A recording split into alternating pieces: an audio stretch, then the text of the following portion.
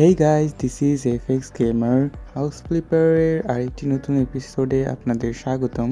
তো এর আগের এপিসোডে আপনারা দেখেছেন যে আমি আমার এই অফিসটি ক্লিন করেছি, বাট এই এপিসোডে আপনারা দেখবেন আমার এই অফিসটি নতুন করে ডেকোরেশন করা।